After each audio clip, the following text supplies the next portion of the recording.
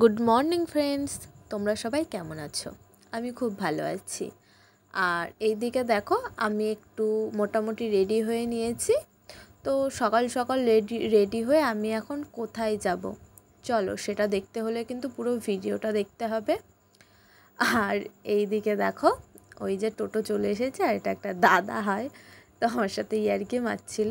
তো চলো এবার টোটো করে যাব স্টেশনে। আর দেখো স্টেশনে চলে এসেছি, আর আজকে ছিল পরীক্ষা কলেজে। তো ভিড়টা দেখো কেমন। তো তোমরা হয়তো এই রাস্তাটা অনেকেই চেনো, কারণ আমি প্রতিটা ভিডিওতে হয়তো এই রাস্তাটা চিনতে পারো। তো তারপরে ওই ভিড়টা পেরিয়ে আসতে আমার প্রায় 10 মিনিট টাইম লেগে গেল, ওইটুকুনি রাস্তা। তো তারপরে আমি চলে আসলাম টিকিট কাটতে। তো এইদিকে দেখো আমি টিকিট কেটে নিয়েছি। আর তো আজকে আমাকে কেমন লাগছে সেটা কিন্তু তোমরা আমাকে একটু কমেন্ট করে জানিও, বুঝলে? তো এই দেখো টিকিটটা কাটা হয়ে গেছে, আর আমি চলে এসেছি। আর তোমরা তো ভালোই জানো যে একদম টাইমে কিন্তু আমি স্টেশনে আসি। তো তারপরে দেখো ট্রেনে উঠে পড়েছি। আর আজকে পরীক্ষা ছিল, তোমাদের তো বললামই। আর ট্রেনে কিন্তু খুব ভিড় ছিল। তো যাই হোক, আমি এই দেখো দেখতে দেখতে প্রায় চলে এসেছি। আর হ্যাঁ, তোমাদের সাথে তো বলাই হয়নি আমি কোথায় যাচ্ছি। চলো তোমরা দেখে বলবে।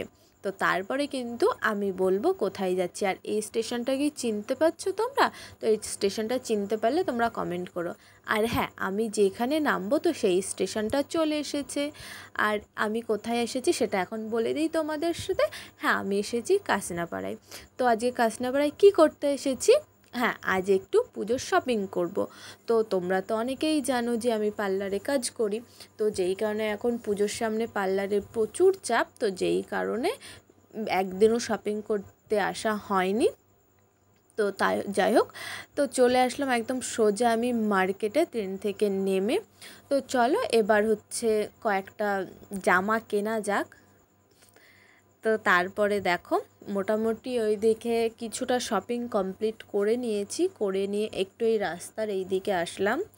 আর এইদিকে রাস্তায় দেখো এইগুলোতে তো অনেকেই তোমরা জানো যে সানগ্লাস, তারপর ওইদিকে কানের টানের অনেক কিছু বিক্রি হচ্ছিলো। আর এই দিকে ব্যানার দিয়ে পরপর এত সুন্দর সাজিয়ে রেখেছে, যাই হোক রাস্তাটা কিন্তু দেখতে খুব ভালো লাগছিলো। আর এই যে বিমল শাড়ি সেন্টার না, যাই হোক কিছু একটা হবে, তো আমি ভাবলাম যাব।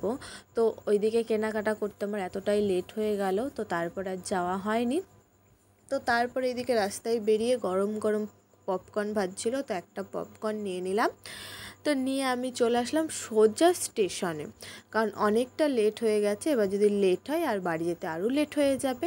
তো কোনো রকম কটা যা শপিং করে নিয়েছি। তো এইদিকে একটা বড় ব্যাগ নিয়ে গেছিলাম, আমি ব্যাগে রেখে দিয়েছি। আর আমি কাসনাপাড়া এলেই কিন্তু ওই দাদাভাই যে ঘুগনির দোকানটা আছে, তো আমার খুব ভালো লাগে ওনাদের ঘুগনি, তো আমি খাই।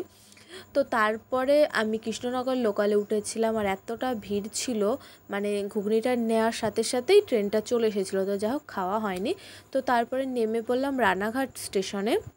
আর রানাঘাটে নামার পরপরই কিন্তু রানাঘাট থেকে তোমার গেদে লোকাল ছিল। তো তারপর আমি দেখো ট্রেনে উঠে পড়েছি। আর আজকে সারাদিন সেইভাবে কিছুই খাওয়া হয়নি।